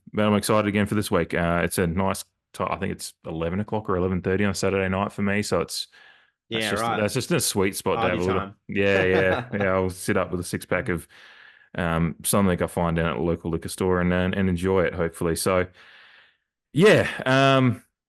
If there's nothing else to say on that, we can get into just having a brief look forward to the rest of the season now that we're kind of coming out of the Yeah, bye and we yeah, have let's do it. 11 games to go. So just run through. I might, obviously we've got GWS this week. I'll do the next 3 weeks and then we can stop and just quickly touch on that. But because it's an interesting block of games coming up because GWS this week, obviously. We have Brisbane the week after at Adelaide Oval at home, which is a fascinating matchup because you would have thought at the start of the year you're coming up against grand finalists at Adelaide Oval. They touched us Hmm. up at the Gabba, obviously last year in the finals, but we touched them up at Adelaide Oval at the start of last season. But Brisbane, I still think they're a good side because that might be Mm. virtue of what I Yeah, I'm pretty think. sure David King put them in his seedings, like on SEN, Yeah. which So baffled me. but it's because it might be virtue of the fact that they did play a grand final last year and have been thereabouts for half a decade that you're just not ready to just go there, just fuck this year. Like they could just be having that year that we had somewhat in 2022, where a 2022. few Yeah. injuries, a bit of bad luck, and the form falls away. And um, so fascinatingly, we're playing a Brisbane team that is not a top 8 team next week. And regardless of results this week, it just won't be. So that's round 15. Round 16, we have St Kilda at Marvel. Again, they're in 14th. I don't know what to make of St Kilda. I think they're not great, but Mm. they can be a tough out as well. So that's an interesting one. And then we finish off the next month of footy with the Doggies at Adelaide Oval on Saturday, July 6th at kind of just lunchtime game, 1:15. Again, the Dogs, who I don't know what to fucking make of them either at times. They can look like the best team in the competition Yeah, they one week, seriously. Yeah. and then the next week you've got Kane Corns asking about Luke Beveridge's career again. I'm being a little bit. I don't mind. I don't know. I don't mind Yeah, Kane Corns, but it's funny though. he does toe the line of Yeah, Luke some Beveridge things. uninspiring, but yeah, they let Yeah, themselves down against Brisbane, who you just mentioned. yeah. So What it's to make of the we have next a month month? of football coming up that is fascinating to me because I think we should. If you're at your best, they're all teams outside of the top eight currently. At our best, it's 4-0, but Yeah. I would expect him 3-1 Hmm. at the worst. Yeah, and then if some, it's one of those things that we'll find out a lot this week. If we can win in a good fashion Yeah, this week, then I get a lot more confident. If we drop this one, then I start going, well, yeah, there's then it easily might the more possibility to be like two two and and two two. or Yeah, something. Yeah. exactly. So yeah, that's an interesting month of footy. And then we go into round 18. We're up at the Gold Coast, which they're Gold Coast at home. Um, I saw someone do one of those rankings things where it's like premiership, with the color bars and they put the team logos in Yeah, and yeah, then- on, and then on and there'll be Twitter. like yeah, and there'll be like Yeah. teams that are shit, and then the bottom one up until a few weeks ago was West Coast, and now it's North Melbourne. But North, yeah, yeah. shit teams then North. Yeah, I yeah. saw one. I swear I saw one recently that it was like Gold Coast at home were right near the top, and then Gold Coast away was like down the bottom. Oh, I had them twice. Yeah. Yeah. Yeah. But we're Funny. playing Gold Coast at home in round 18, so that's a real intriguing battle because Dimmer does seem to have something cooking up there. Whether it's gonna get them to their Yep. finally in the finals this year, they're thereabouts. But yeah, They're so tracking pretty well. that's a big test for us up there. Then round 19, we've got Richmond at home, who uh, we should be winning that one clearly. But with the ins and outs they've got, that Tom Brown that's popped in for him has been pretty good. Hmm. Round 20 sees us got to play Carlton twice this year, so we'll be at Marvel against Carlton in round 20. Oh, geez, I don't like. We just don't Hopefully match. enacting some revenge. Yeah, but we just haven't matched up well with Carlton lately, and particularly No. away not been a fun trip for us. And it's a fun couple of weeks that because we then round 21 sees us play Sydney at home, which is good at Adelaide Oval, and that's a Saturday Mm. night game, 7 p.m. on a Saturday night. So that's going to be a rip roaring one. And Yeah, a my last Friday night away, followed by a Saturday night at home. yeah, that is a Friday night game against Carlton as well. So yes, got some primetime matches. Next week sees us a nighttime game. We got a month of nighttime games actually. Or Looking at it yeah, now, yeah, I yeah. just So realized that. yeah, Saturday night round 22 sees Melbourne away at the MCG, that's good to get a MCG night game, which is fun. So Yeah, and just fuck, going back when off would the last time we had an MCG night game be? Essendon last year, the Dan Houston game, I reckon. Oh, was that at the G? Yeah, Yeah, that was at the G. Yeah, it I was was pissing down with rain. I was hammered drunk watching that game. Holy shit. I was out at Andrea's got an uncle here, who's got a fantastic backyard TV in the backyard, all that set up, fire pit, Right. and That's cool. a well stocked beer fridge and a well stocked tequila bar. And so whenever we end up there, it's just ripping beers and I remember getting back. Debauchery. I remember sitting. I think I actually fell asleep in the bathroom that night after watching the end of the game on my phone. So I Drink watched. responsibly. Yeah, yeah. Sorry, yes, do that. But if you're going to fall asleep at home, then as long as if you're in the bathroom, then Yeah. sometimes that Make sure the happens. plug's not in. Yeah. Oh no, I fell asleep like kind of hugging the porcelain teddy bear. But I had watched We've the all end of the been game. there. I had watched the end of the game on my phone while I was in it, so I just completely forgot that was at the G. But yeah, that's a big one. And then round 23 sees us with the our last home game of the minor round is the home showdown on Saturday night, that's a big game. Where who knows where the Crows are at that point. I'm But hoping that that's akin to the Robbie Gray farewell game. Yes, they need to. With We how want them we out of contention, and oh yeah, yeah, yeah, which they've done that to themselves. So hopefully by that stage of the season they've yeah, got fucking nothing to play for except for, rocking our boat, so hmm to speak, and which hopefully where we want to see our season go, hopefully we're kind of hitting our straps yeah, and want uh, to equally enact some revenge on a game, our away showdown game where had we kicked straight, we would have won, should yeah, have won. yeah. And then yeah, our season finishes with around 24 game. There's date and time to be confirmed, as is the AFL's proclivity these days with this Modus operandi. yeah, fucking shit house stuff that they do. But yeah, Fremantle over at Optus Stadium, which I think is how we ended their regular season last year as well. Last year, I think Yeah, so. we seem Yeah, to off end the top of over. my head. We seem to end seasons Yeah. against Andrea's first game she ever went to was a Frio at Adelaide Oval at the end of 2015. So we've finished seasons against Right. Frio a lot. Yeah. Okay. Um, that was a game where Frio rested like 10 guys because they finished top or second that year. So we won that game even though we were out. I think John Butcher played that one. I feel like randomly John The Butcher played in future. that one. Yeah, yeah. Yeah. Trying to explain to Andrea that this guy is an interesting cult figure at that. Yeah, she's obviously a lot well, but yeah, she was when she was just moving to Australia at the time. But yeah, I just looking at that. I'm just going to go back from my tab that had the fixture just back to my notes, but I had something about. Um, so at the moment, when we look at those opponents for our last 11 weeks, what the top eight stands at the moment. Only four of our last Yeah. 11 games are against the top eight. Hmm. But we have Melbourne away, we have the Bulldogs, Gold Coast away, St Kilda away, Brisbane. I have in my notes, Brisbane, who knows? And then obviously Carlton away as well at the showdown there. It is such a fascinating last 11 weeks, considering you wouldn't have had, at the start of the year, you think of Brisbane's going to be at least top eight. You wouldn't have been expecting to be Yeah. sitting in 13th at this point that we're talking. Melbourne out of the eight as well, considering their start to the year. So it's a fascinating finish when you look at it and go Gold Coast away is one of the ones that you're really wondering what's going to happen. And then yeah, I was looking through it earlier today when I was preparing. I was just like, geez, we should go okay, but there's not many games in there. I go that there's no gimme games. We Yeah. don't have North Melbourne or West Coast in the last 11 games.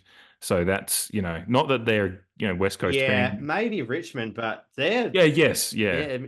Yeah. Yeah. Richmond's biggest misfortune is their injury list. Like hmm when we played them, it was probably one of their fittest teams of the year. hmm And albeit we still won by 5 goals, but by that time, July 20 is when we played them. They could get some of those soldiers back and be quite competitive again. So yeah, happily, it's at home. But I know what you mean. Yeah, it's very interesting where everyone sits right now versus potentially when we play them. And yeah, there's obviously a lot of people who Port fans, that is, who are just kind of going through the motions and expect us to, fizzle away and die. But, we're footy fans and we're obviously doing a podcast. We have to live in hope that we Mhm. kind of buck the trend or buck the law of averages because sport is beautiful like that. And,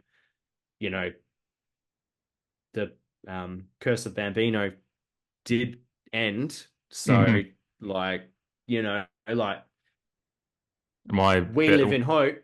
Yeah, one of my best friends Sorry. over. Yeah, one of my best friends over here, from college as well, is a Chicago Cubs fan. So I remember talking to him the night the The Cubs end. Cubbies. Yeah, yeah, Yeah. the night that their drought ended in 2016. I remember talking to him and his dad being in a Yeah. bar. A year after it should have.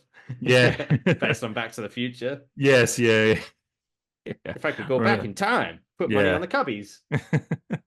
And they were pretty good in 2015 as well. But yeah, 2016 was the year. Yeah. Yeah, yeah. They yeah, he that was kind of proof that anything can happen. That droughts do eventually inevitably end. And we've seen it in the AFL as well. Melbourne finally getting over the hump the other year. Geelong when they not that we want to talk about that one, but they were breaking a 44-year drought at the time. Yeah. Sydney But winning. even their Yeah. 2021 victory, oh, sorry, 22 victory, that broke, not, it wasn't a drought per se, but it broke perception on Yeah, their because team. on Brad Scott, his one, sorry, Chris Scott, they look the same, but Chris Yeah. Scott winning, back off of the old list in that first Yeah. one and not Yeah. being able to do And it then properly on always his playing own. finals, but yeah, Yeah, never never doing getting the over the thing. line. Yeah, Yeah. Yeah. So yeah, obviously, yeah, it'd be a pretty shit podcast if, we'd sit on here and exert some of the opinions that we see in the social media stratosphere. Like yeah. we live in hope We that take him we on get the board, things but right that we need to. yeah. But you've got to, And you've got to look at it and go, well, what can we fix and how can we look to reasons to hope? Otherwise, we're just going to sit here and drink and go, fuck it. So fuck sport. Yeah, yeah, yeah, which yeah. we do sit Sack here and everyone and we do sit here scorch and earth drink, and but we do that. Yeah.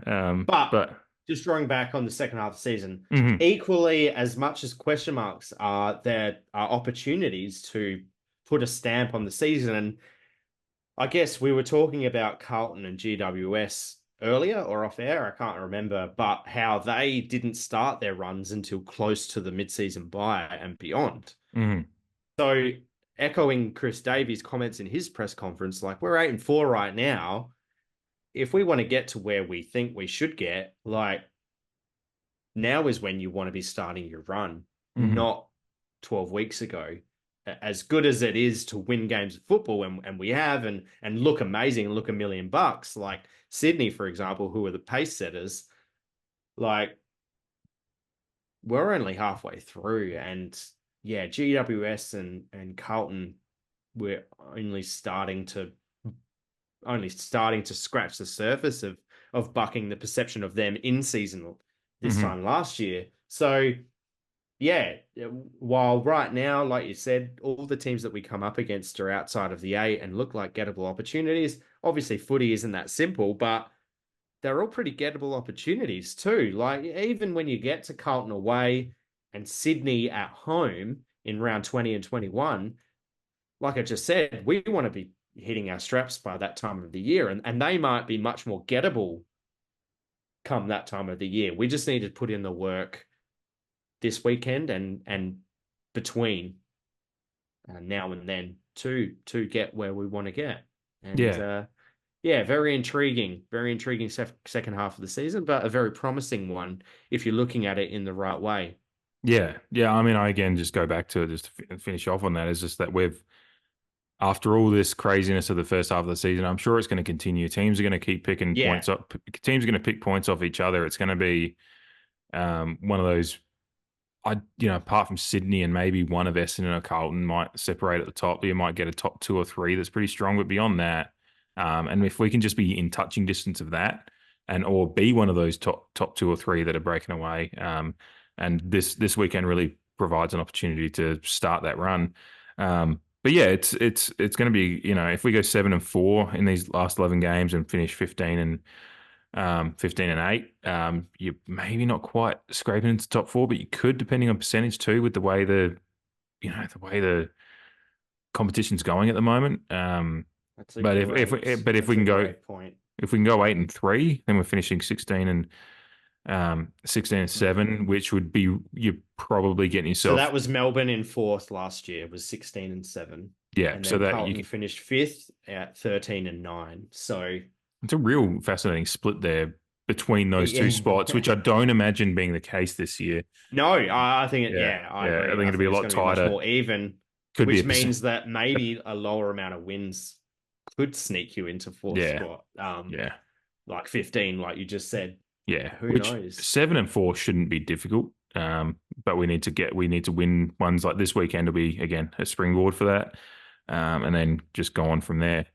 Because we do have what was that 2018 that we fell away terribly at the end. Yeah. We were Yeah, like 101, 100 wins, one loss to exaggerate. Yeah. yeah. Or is it like, yeah. I I think we think what. started that year in 8-4, Yeah, maybe. Or yeah. was it better than that?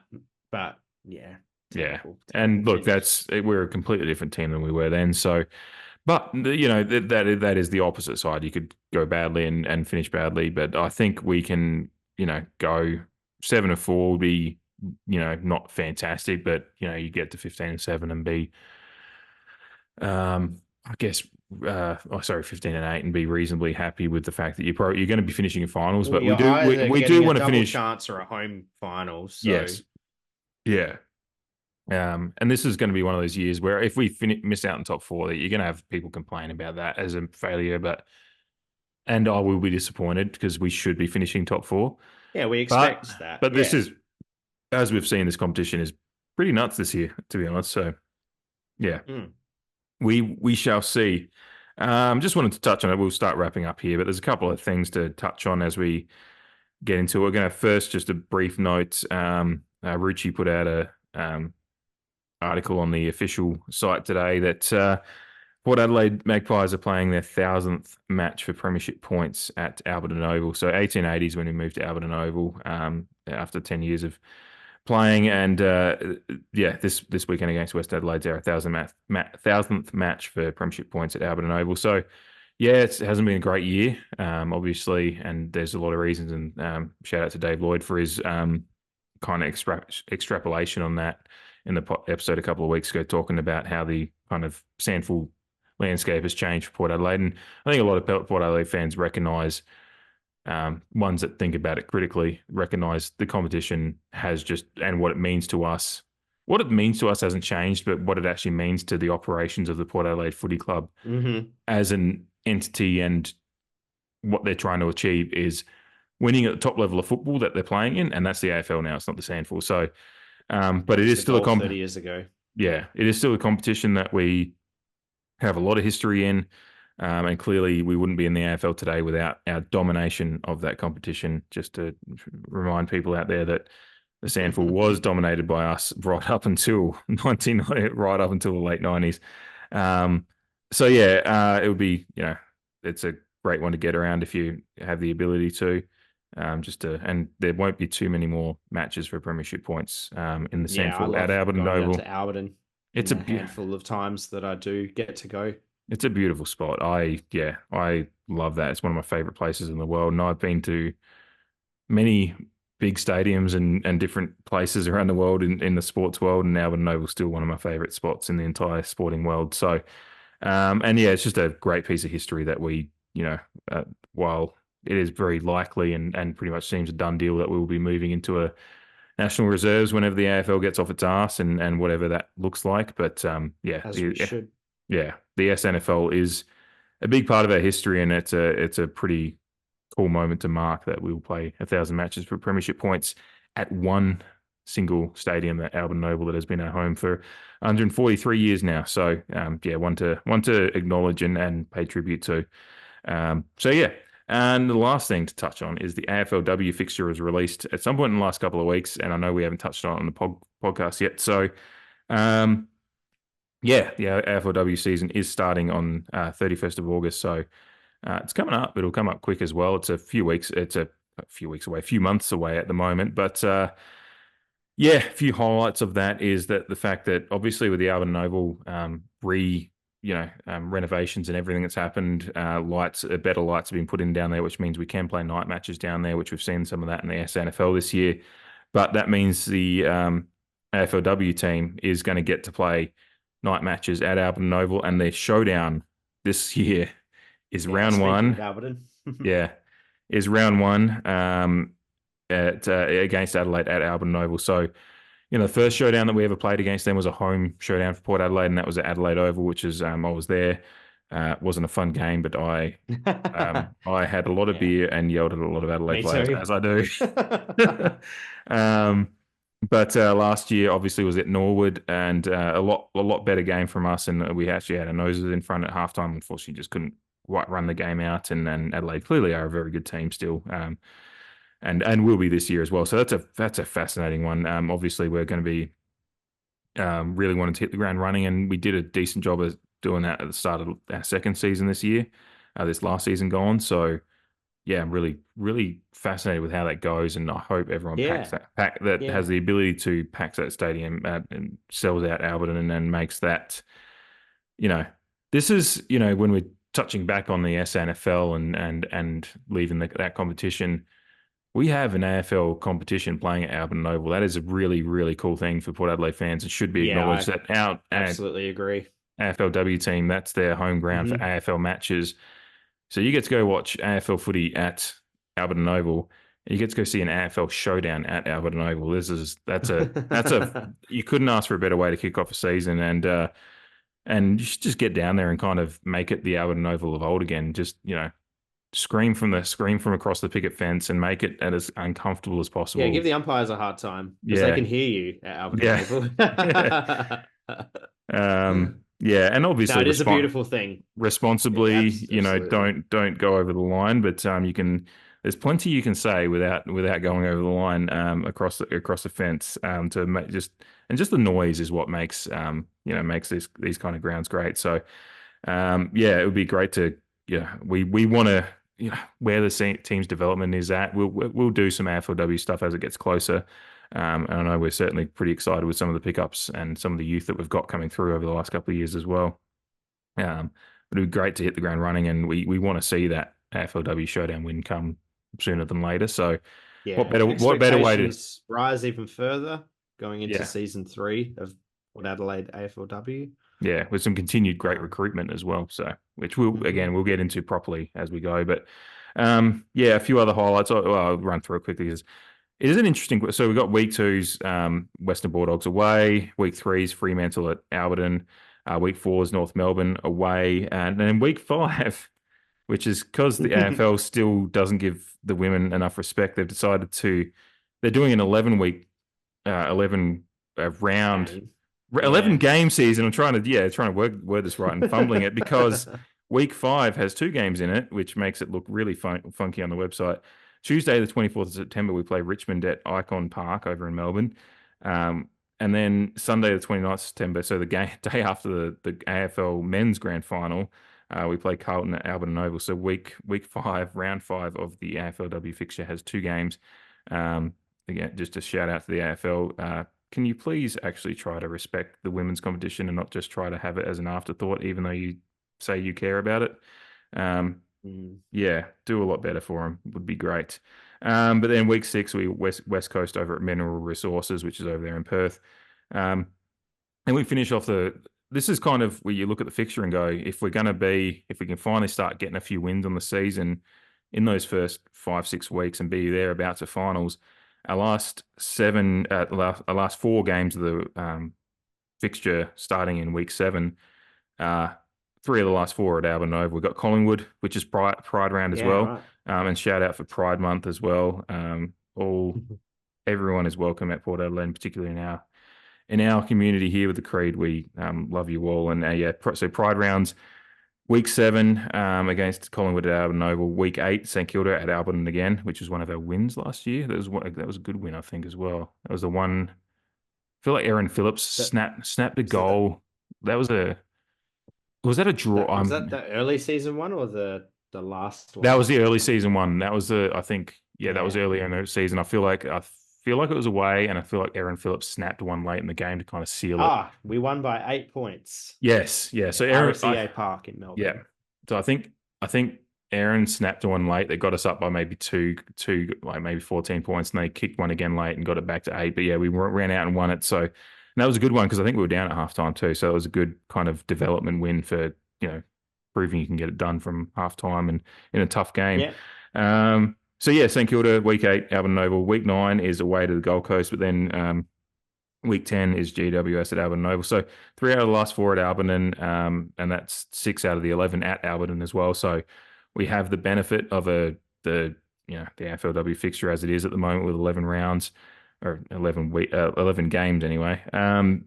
We have the benefit of it leaning towards home ground advantage this year. Showdown at home as well. That'll be a big way to kind of big sign as to where we're at in comparison to an Adelaide side that is still one of the better sides in the competition. But yeah, it's a good fixture for Port fans wanting to see the team at home this year, and one that Hmm. leans in our favor if we can be thereabouts for this. This is the kind of year you're hoping the development means that we're Pushing for finals. thereabouts pushing for finals. I'm not Mm. expecting top four or anything like that, but just push for finals, get a sneak in Yeah. there, get some experience there. And but yeah, even if we just miss out, we just get some wins and it's close. We'll preview it properly later on. But yeah, it's the fixture definitely favors us in that sense for Yeah. having a run at trying to make it, which is really good. And yeah, I'm excited for it. Um, really excited. I Yeah. Well, it looks wish like I was over there for it six. because yeah. Yeah. Yeah. It looks like 6 wins has gotten you into the 8 the last few seasons. So Hmm. yeah, one of my ladders here won't load, but yeah. So what was it? 2 wins and 1 draw last season. Yeah, just need to find those extra 3.5 Yeah. wins this year to push for the top 8. Yeah, absolutely. And yeah, if you can, I mean, not that I expect them to win all the ones at Albany because it's the competition's a little bit different in that sense at the moment with the home fields obviously being a bit smaller and home field advantage probably doesn't carry over as much, although I don't have much statistical backing for that. I just assume, um, but if we can win more often than not at Alberton and then sneak a few away as well, depending on the matchups and who we're playing, Yep. um, yeah, that would take us a long way to getting maybe touching finals this year. So yeah, we'll get into it more as it comes up. Like I said, the first round of matches is the 31st of August.